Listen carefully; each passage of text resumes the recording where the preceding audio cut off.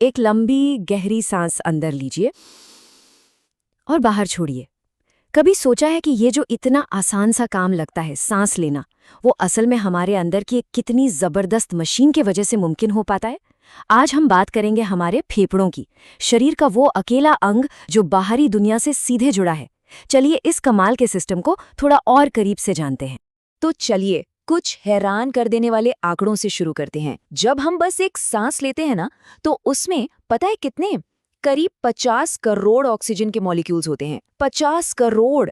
ये वो ताकत है जो हमारे शरीर के हर हिस्से को जिंदा रखती है, हर पल। अब ये और भी दिलचस्प है। हमारे फेफड़ों के अंदर हवा जिन रास्तों से गुजरती है, अगर उन सभी नसों को एक लाइन में जोड़ दिया जाए तो उनकी लंबाई होगी 2400 किलोमीटर्स। जी हाँ, ये मुंबई से दिल्ली जाने जितना लंबा सफर है। और ये पूरा का पूरा नेटवर्क हमारी छाती के अंदर समाया हुआ है। और आखिरी कमाल की बात, वो सतह जहां हवा और खून का लेन-देन होता है, उसका एरिया है 70 वर्ग मीटर। जरा सोचिए, एक टेनिस कोर्ट के बराबर की जगह हमारे फेफड़ों में सिमटी हुई है, जो बिना रुके लगातार काम कर रही है। तो आज की इस पड़ताल में हम फेफड़ों की बनावट को अंदर से देखेंगे। पहले समझेंगे कि ये मशीन बनी कैसे है, फिर हवा के रास्ते पर सफर करेंगे। उसके बाद देखेंगे कि वो जादू कैसे होता है जिससे ऑक्सीजन खून में जाती है, और जानेंगे कि सांस लेने का ये रिदम कैसे चलता है। और हाँ, आखिर में ये भी देखेंगे कि फेफड़े अपनी हिफाजत कैसे करते हैं और उन्हें किन चीज़ों से खतरा है। चलिए पहले हिस्से से शुरू करते हैं, ये सांसें देने वाली मशीन। यहाँ हम देखेंगे कि फेफड़े असल में है कहाँ, कौन सी चीज़ें इन्हें बचाती हैं और इनकी बेसिक बनावट क्या है। तो हमारे फेफड़े हमारी छाती के अंदर, दिल के दोनों तरफ एक सुरक्षित किले में बंद होते हैं, और इस किले की दीवारें हैं हमारी पसलियां। मजे की बात यह है कि दोनों फेफड़े एक जैसे नहीं हैं। दाहिना वाला थोड़ा बड़ा है, उसमें 3 हिस्से हैं, जबकि बायां वाला थोड़ा छोटा है, सिर्फ 2 हिस्सों वाला। ऐसा इसलिए ताकि दिल को आराम से रहने की जगह मिल सके। दोनों का वजन मिलाकर करीब 1.3 किलो होता है। हर फेफड़े के चारों तरफ एक डबल लेयर वाली थैली होती है, जिसे प्लूरल मेम्ब्रेन कहते हैं। इन दोनों लेयर्स के बीच में थोड़ा सा लिक्विड होता है। ये एक वैक्यूम या नेगेटिव प्रेशर बनाता है, ठीक वैसे ही जैसे कोई सक्शन कप दीवार से चिपक जाता है ना। बस यही खिंचाव फेफड़ों को हमेशा फुलाए रखता है, उन्हें पिचकने से बचाता है। तो अब आगे बढ़ते हैं और हवा के रास्ते पर चलते हैं।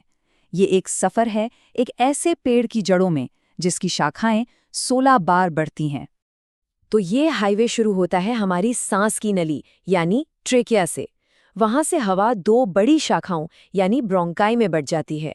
फिर ये शाखाएं और पतली पतली हजारों ब्रोंक्यूल्स में बंटती हैं और आखिर में हवा पहुंचती है अपनी मंजिल पर, अंगूर के गुच्छों जैसी एल्वियोलर थैली में।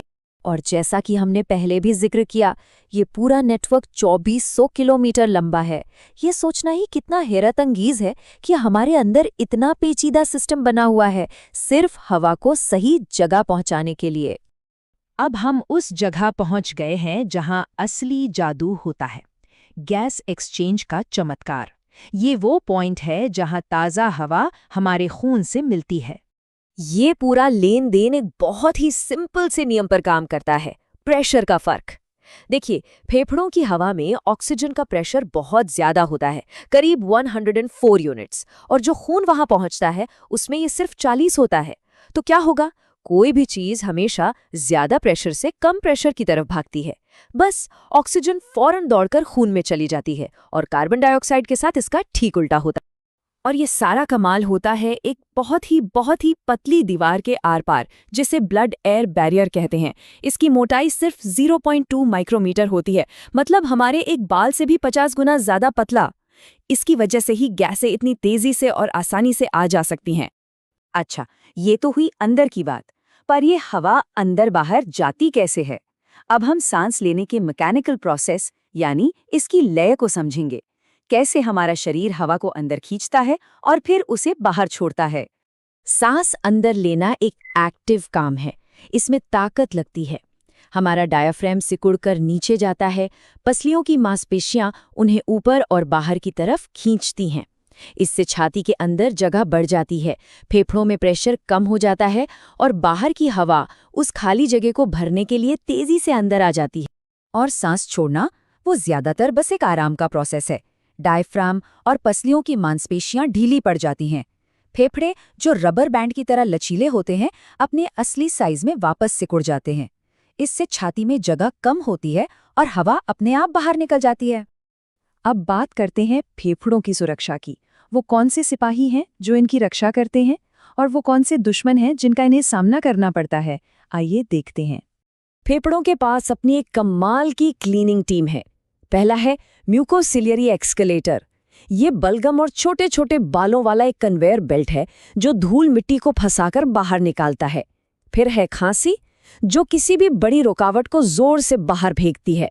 और सबसे अंदरूनी हिस्सों में है एल्वियोलर मैक्रोफेज, यानी डस्ट सेल्स, जो गश्त लगाते हैं और कीटाणुओं को खा जाते हैं।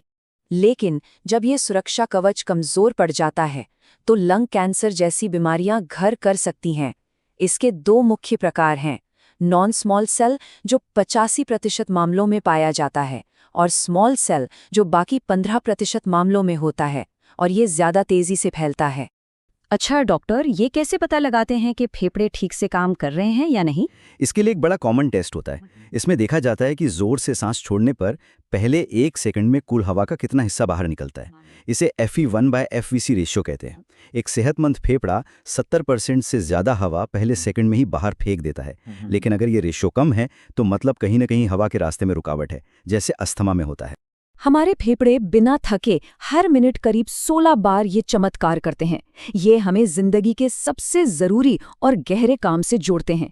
ये सब जानने के बाद अब सवाल ये उठता है कि हम अपनी अगली सांस का इस्तेमाल कैसे करेंगे।